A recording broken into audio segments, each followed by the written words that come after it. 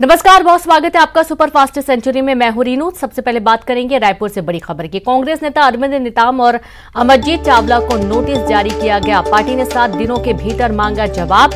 Party विरोधी काम करने का आरोप लगाया। उपचुनाव में दूसरे प्रत्याशी को सपोर्ट करने का आरोप लगाया। पीसीसी प्रभारी महामंत्री हैं अमरजीत चावला।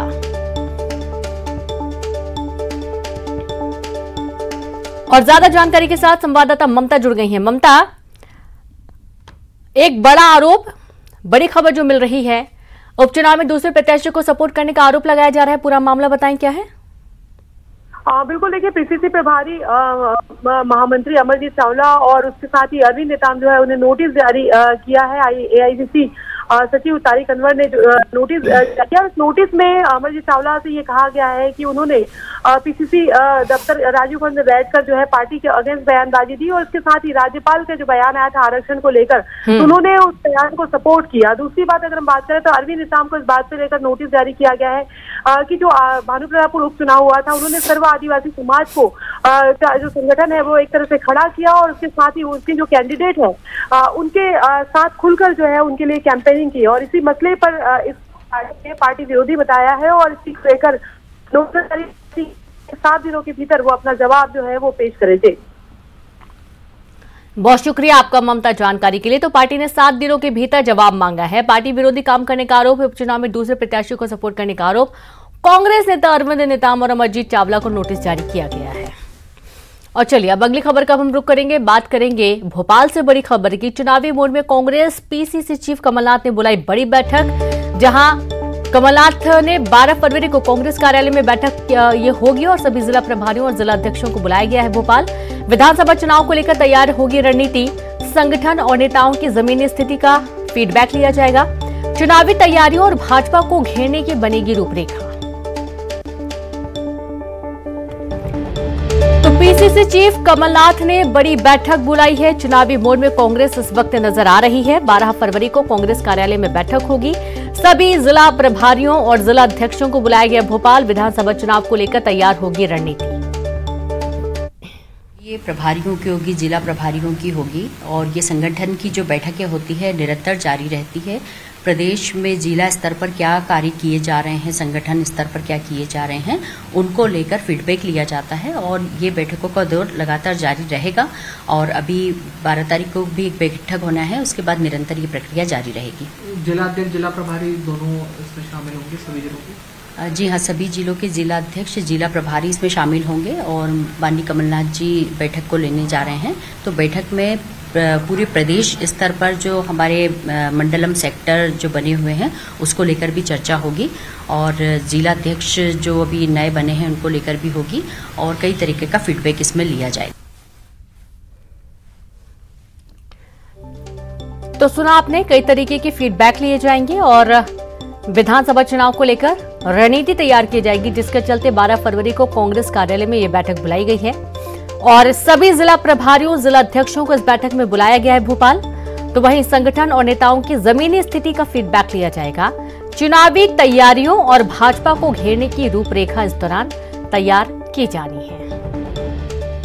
ज्यादा जानकारी के साथ वासु जुड़ गए हैं। वासु, एक प्रमुख बैठक बुलाई गई है पीसीसी चीफ के माध्यम से। 12 फरवरी को ये बैठक होने वाली है। क्या क्या वो बिंदु जिनको लेकर स्पष्ट तौर पर चर्चा होना है, मंथन होना है?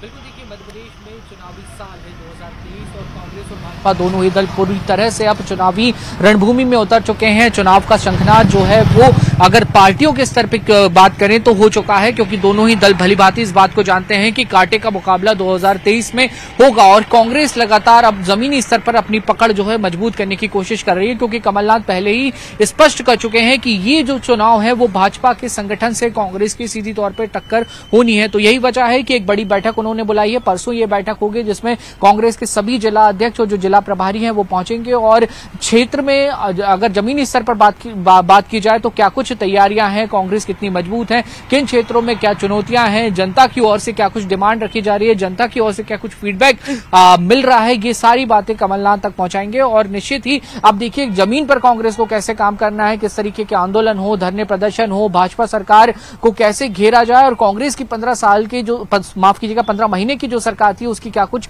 महत्वपूर्ण प्रोजेक्ट थे, फ्लैगशिप प्रोजेक्ट से योजनाएं थी, उनके बारे में किस तरह से जनता के बीच में जाकर बताया जाए। और कांग्रेस जो कुछ महत्वपूर्ण घोषणाएं पहले ही कर चुकी है, जिसमें सबसे बड़ी घोषणा की अगर बात करें तो एक बार फिर से किसानों की कर्ज माफी, पुरानी पेंशन स्कीम को लागू करना, जो बिजली बिल 100 रुपए 100 यूनिट का कार्यक्रम कांग्रेस ने शुरू किया था उसको फिर से लागू करने की बात कांग्रेस कर चुकी है। नदियों के लिए आयोग बनाना, आयोग का गठन करना, ये जो महत्वपूर्ण चीजें हैं कांग्रेस इनको लेकर अब जनता के बीच जाएगी और कांग्रेस की रीति नीति जो है वो जनता को बताने का काम करेगी। तो कई मायनों में ये जो बैठक है वो खासी महत्वपूर्ण भी हो जाती है। और हाल ही में कांग्रेस ने बहुत सारे जो करीब 1 दर्जन नए जिलाध्यक्षों की भी नियुक्ति की है, तो उनको किस तरीके से काम करना है इसको लेकर भी वहां पर चर्चा होगी। और क्षेत्रीय जो नेता हैं, खासतौर पर वो नेता जो चुनाव लड़ने का दम भर रहे हैं, जो दावेदारी पेश कर रहे हैं, उनकी क्या वास्तु स्थिति है उसको लेकर भी मंथन इस पूरी बैठक में किया जाएगा। तो अब पूरी तरह से मध्य प्रदेश जो है वो चुनावी मोड में जाता हुआ दिखाई दे रहा है। एक और जहां मुख्यमंत्री शिवराज सिंह चौहान रोजाना कमलनाथ पर सवाल दाग रहे हैं, उनसे कई सारे सवाल पूछ रहे हैं 15 महीने की सरकार को लेकर, तो वहीं अब कमलनाथ भी कोशिश कर रहे हैं कि अपनी जमीनी जमावट को मजबूत किया जाए। तो ये जो सियासी गर्मागर्मी है ये आने वाले समय में और भी ज्यादा तेज होती हुई, बढ़ती हुई दिखाई देगी। और यही एनालिसिस पॉलिटिकल पंडितों का भी है कि कांटे का मुकाबला इन चुनावों में देखने को मिलेगा। जी बिल्कुल, बहुत शुक्रिया आपका वासु तमाम जानकारी के लिए। तो कांटे का मुकाबला तो है ही, और यहाँ पर आप देखिए कि पीसीसी चीफ कमलनाथ भी लगातार भरपूर मशक्कत कर रहे हैं। खबर भोपाल से, जहां चुनाव नहीं लड़ने की खबरों पर बोले कमलनाथ का बयान, चुनाव न लड़ने की खबरों को बताया अफवाह और बीजेपी के प्रायोजित दुष्प्रचार का हिस्सा भी बताया। कमलनाथ ने कहा कि मैं सौंसर का वोटर हूं, लेकिन छिंदवाड़ा से चुनाव लड़ता हूं। चुनाव किस सीट से लड़ूंगा अभी तय नहीं है, कमलनाथ ने स्पष्ट किया है।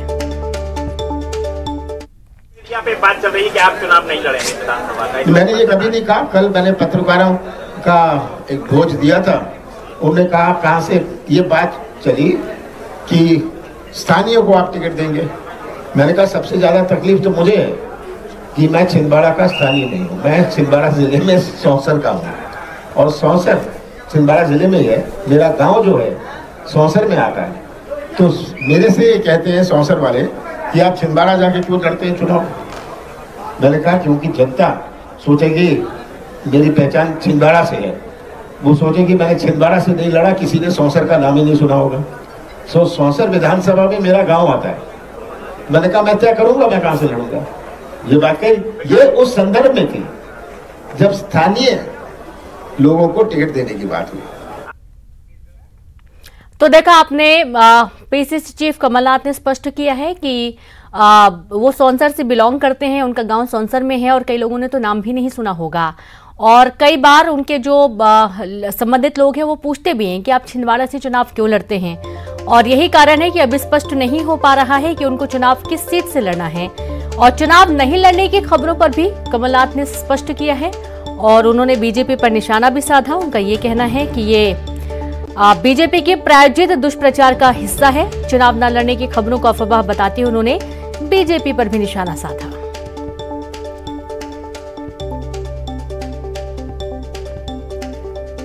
तो खबर भोपाल से है, चुनाव नहीं लड़ने की खबरें लगातार सामने आ रही थी, और इस पर जब मीडिया कर्मियों ने सवाल किया तो उनका ये कहना था कि चुनाव न लड़ने की खबरों को अफवाह बताते हुए बीजेपी के प्रायोजित दुष्प्रचार का हिस्सा इस अफवाह को बताया गया है। और कमलनाथ ने कहा कि मैं सौंसर का वोटर हूं, लेकिन छिंदवाड़ा से चुनाव लड़ता हूं। चुनाव किस सीट से लड़ूंगा अभी तय नहीं है।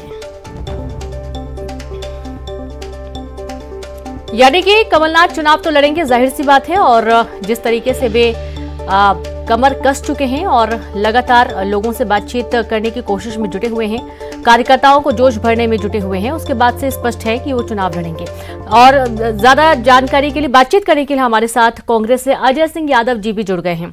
अजय जी, लगातार ऐसी अफवाहें सामने आ रही थी कुछ वक्त से कि कमलनाथ चुनाव नहीं लड़ेंगे। आज कमलनाथ ने साफ कर दिया है कि वे चुनाव तो लड़ेंगे, और किस सीट से लड़ेंगे लेकिन ये स्पष्ट नहीं हो पा रहा है।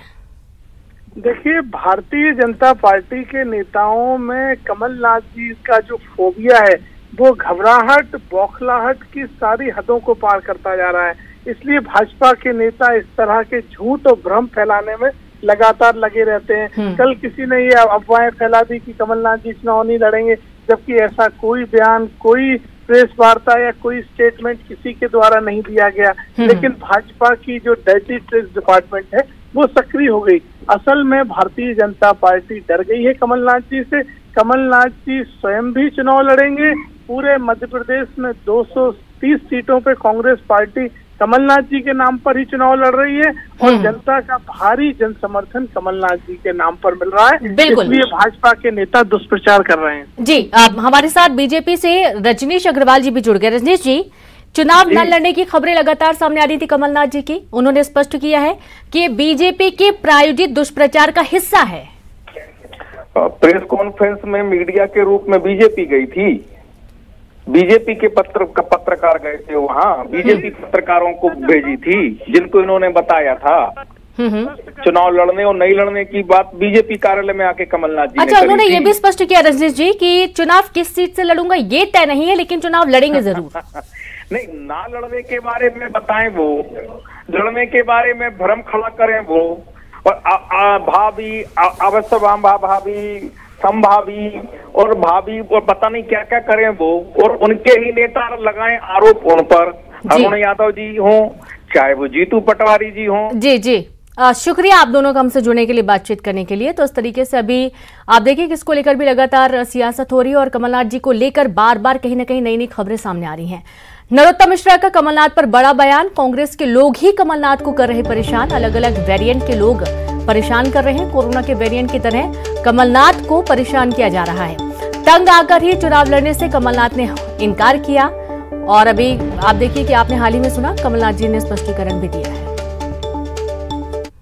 दरअसल कांग्रेस का ये रोग भी कोरोना टाइप का रोग होता जा रहा है, तो मुझे नहीं लगता कि आदरणीय कमलनाथ जी इससे बच पाएंगे। जैसे कोरोना अपना स्वरूप बदल देता था, उसका वेरिएंट बदल जाता था, ऐसे ही ये कोरोना में जैसे अल्फा आ गया, बीटा आ गया, लैम्डा आ गया, एस्पेलॉन आ गया, ऐसे ही कांग्रेस में भी लोग बदल बदल के कमलनाथ जी पे अटैक कर रहे हैं और इसी सब से पीड़ित होकर, क्योंकि पानी अब सर से ऊपर हो गया है, तो उन्होंने इसकी मना की होगी। शिवपुरी से खबर है जहां पूर्व सीएम कमलनाथ की सभा, बसपा को लगा झटका। बसपा नेता कैलाश कुशवाहा ने ली कांग्रेस की सदस्यता, कमलनाथ ने दिलवाई कांग्रेस की सदस्यता। तो ये देखिए कुछ वीडियो भी सामने आए हैं जब पूर्व सीएम कमलनाथ की सभा के दौरान बसपा को एक बड़ा झटका लगा। बसपा नेता कैलाश कुशवाहा ने कांग्रेस की सदस्यता ली। तुम्हारे जबलपुर में अवैध कॉलोनी पर संग्राम छिड़ा हुआ है। शास्त्री नगर के आबान बिहार कॉलोनी में हंगामा हुआ। नगर निगम जिला प्रशासन की टीम के सामने जुटे लोग, अवैध कॉलोनी तोड़ने पहुंचे प्रशासन के सामने जुटे लोग। शासन ने अवैध कॉलोनी को हटाने के निर्देश दिए थे। सैकड़ों परिवारों ने बिल्डर को पूरे पैसे देकर खरीदे हैं मकान। शासन प्रशासन ने मामले को गंभीरता से लेने की मांग की है। तो शासन प्रशासन से लोग मामले को गंभीरता से लेने की मांग कर रहे हैं। उनका ये कहना है कि इस पर एक्शन लिया जाए। नगर निगम जिला प्रशासन की टीम के सामने लोग जुटे हुए हैं। तो खबर जबलपुर से है, अवैध कॉलोनी पर संग्राम छिड़ा हुआ है। काफी हंगामे के आसार भी बनते हुए नजर आए हैं। शास्त्री नगर के आबान बिहार कॉलोनी में जमकर हंगामा हुआ। और संवाददाता पवन पटेल जुड़ गए हैं। पवन, अवैध कॉलोनी को लेकर संग्राम है, अब लोग यहां पर नगर निगम जिला प्रशासन की टीम के सामने जुटे हुए हैं, क्या कुछ कहना है इनका? जी रेणु, बिल्कुल जबलपुर में जो है ये 662 खसरा नंबर कॉलोनी कहलाती है, जिसे अबान विहार कहा जाता है और ये शास्त्री नगर में आती है। सुबह यहाँ नगर निगम का अमला पहुंचा था, जिला प्रशासन के अधिकारी भी आए थे और इस कॉलोनी में जो निर्माण किए गए हैं बिल्डरों द्वारा उसे अवैध करार देते हुए तोड़ने की कार्रवाई करने की बात कही गई, जिससे स्थानीय लोग आक्रोशित हो गए। इस वक्त भी हम मौजूद हैं यहाँ पर। ये महिलाएं और पुरुष आप देख सकते हैं कि यहाँ रहने वाले तमाम लोग एकजुट हैं, जिन्होंने प्रशासन से अपील की है कि उन्होंने पैसे देकर बिल्डर को और पूरे डॉक्यूमेंट की प्रोसेस जो होती है उसके बाद में ये मकान खरीदे हैं तो इस मकान को न तोड़ा जाए बल्कि बीच का रास्ता निकाला जाए। लोगों से जानेंगे कि क्या अभी तक निर्णय हुआ है, क्या चर्चा हुई है, अभी तक क्या बात हुई है, क्या बोलकर गए। अभी तो यही आश्वासन दे के गए हैं कि कार्य होगा आपका, लेकिन अभी कोई संतोषजनक बात नहीं हुई है। सर आप बताएंगे, थोड़ा सा आगे आएंगे, क्या है पूरा मामला, ये क्या कहा जा रहा है। सर जी मामला ये है कि 662 खसरा नंबर में लोगों ने प्लाट लिए। प्लाट लेने के बाद रजिस्ट्री हुई है, रजिस्ट्री के बाद नामांतरण हुए। कुछ लोग नामांतरण नहीं हुआ है बात की बात, लेकिन मतलब बहुत से लोगों के नामांतरण हुए। और नामांतरण होने के बाद क्या है कि लोगों ने मकान बना लिए। अब मकान बनाने के पश्चात क्या है कि यहाँ का नक्शा पास होता नहीं है। शहर में ऐसी बहुत सी जगह है जहाँ का नक्शा पास नहीं होता, लोगों ने मकान बना लिए। अब मकान बनाने के बाद क्या हो कि लोग रह रहे हैं, कोई 2 साल से रह रहा, कोई 3 साल से, कोई 7 साल से रह रहा, मकान बना करके रह रहा। अब उसके पश्चात ये हुआ कि अभी 1 हफ्ता पहले लोगों को नोटिस मिले कि आपने यहाँ पर भवन निर्माण किया, तो भवन निर्माण संबंधी आप दस्तावेज प्रस्तुत करिए। तो लोगों के पास जो दस्तावेज थे, रजिस्ट्री थी, मकान टैक्स की रसीद थी, और उसके बाद आपका जो दाखिल खारिज नामांतरण वो था, लेकिन नक्शा का तो था नहीं उनके पास में। तो उन्होंने जो इतने डॉक्यूमेंट उन्होंने प्रस्तुत किए नगर निगम को। उसके बाद सेकंड डे ये आ गया कि आपने भवन निर्माण की स्वीकृति नहीं ली, नक्शा पास नहीं कराया, इसलिए आपका। आज क्या हुआ है? सुनिए बता रहा हूँ, उसी में आ रहा हूँ ना। आज क्या हुआ, आज का बताइए। बिल्कुल पवन, आप लगातार बातचीत अपनी जारी रखें। शुक्रिया तमाम तस्वीरें दिखाने के लिए। और इस तरीके से आप देखिए कि विरोध किया जा रहा है, अपनी कुछ प्रमुख मांगों को लेकर प्रशासन को इस पर हस्तक्षेप की मांग की जा रही है। बिलासपुर से खबर है, जहां आरक्षण पर राज्यपाल सचिवालय को जारी किया गया नोटिस का मामला। नोटिस पर हाईकोर्ट ने रोक लगाई, राज्यपाल को हाईकोर्ट नहीं दे सकता नोटिस। अनुच्छेद 361 के तहत हाईकोर्ट को अधिकार नहीं। आरक्षण पर राज्यपाल के हस्ताक्षर नहीं होने पर दायर थी याचिका। पूर्व में हाईकोर्ट ने राज्यपाल सचिवालय को जारी किया था नोटिस।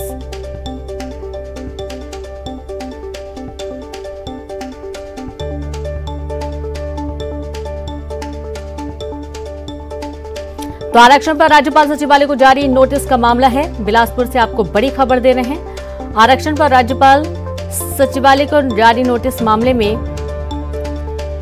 अब नोटिस पर हाईकोर्ट ने रोक लगाई। राज्यपाल को हाईकोर्ट नहीं दे सकता नोटिस। अनुच्छेद 361 के तहत हाईकोर्ट को अधिकार नहीं।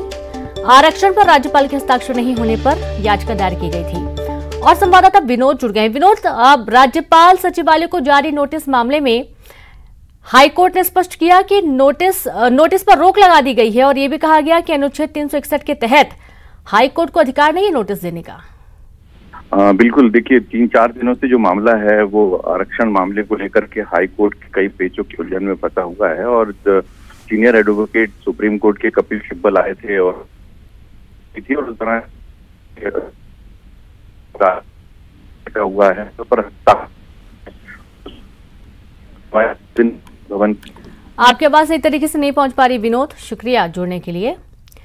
तो आरक्षण पर राज्यपाल के हस्ताक्षर नहीं होने पर याचिका दायर की गई थी, जिस पर यह स्पष्टीकरण हुआ है। और जबलपुर से खबर, पीएम किसान सम्मान निधि योजना में फिर गड़बड़ झाले की खबर सामने आई है। 6,966 अपात्र हितग्राहियों ने डकारे 4 करोड़ 60 लाख रुपए।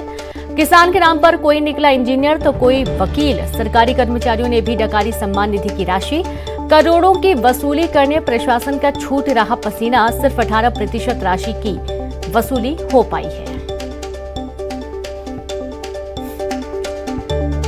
तो पीएम किसान सम्मान निधि योजना में फिर से गड़बड़ झाले की खबर सामने आ रही है। ज्यादा जानकारी के साथ संवाददाता प्रतीक जुड़े हैं। प्रतीक, पीएम किसान सम्मान निधि योजना में पहले भी ऐसी खबरें सामने आई थी कि गड़बड़ी हुई है और एक बार फिर से एक बड़े खुलासे की खबर मिली है।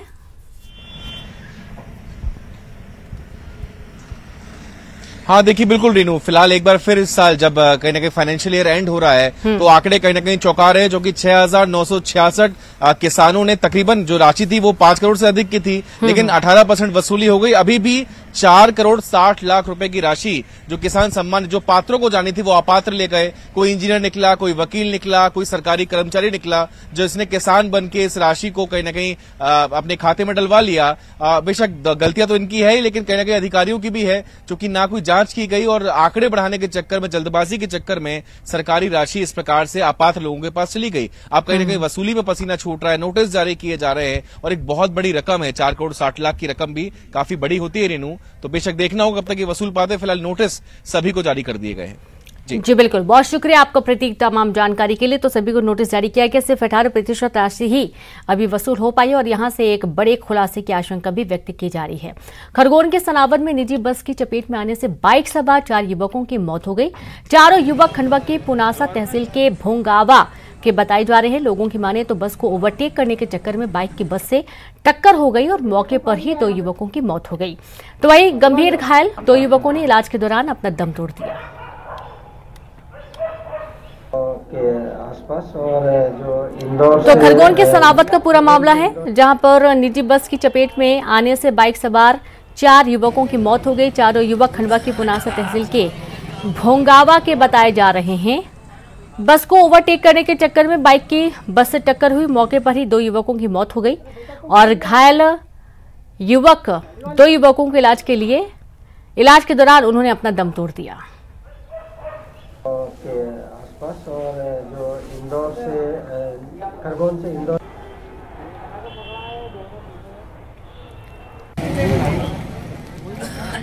तो आप देखिए कि ये पूरा दुखद घटनाक्रम सामने आया है। मौके पर ही 2 युवकों की मौत हो गई, गंभीर रूप से जख्मी हुए और ओवरटेक करने के चक्कर में पूरा हादसा हुआ। आशुतोष पुरोहित संवाददाता जुड़ गए हैं ज्यादा जानकारी के साथ। आशुतोष, एक बार फिर से ओवरटेक करने के चक्कर में भीषण सड़क हादसा सामने आया है। जी, ये रफ्तार का कहर कहा जा सके। जिस प्रकार से ये सनावत थाना क्षेत्र का खरगोन रोड पे एकता नगर के पास की दुर्घटना बताई जा रही।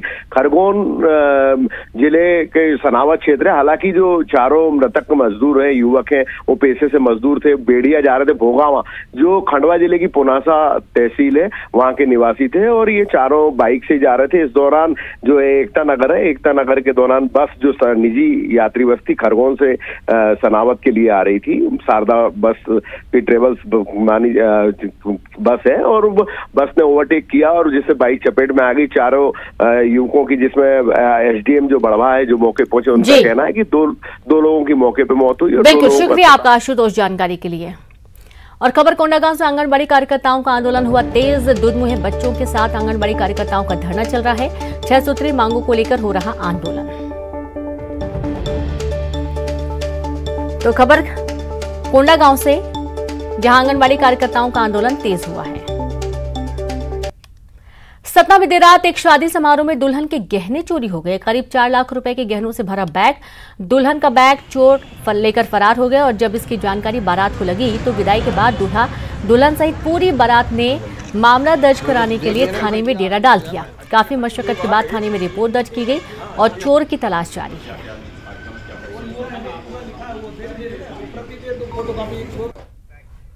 और इसी के साथ खबरों में इतना ही। नमस्कार।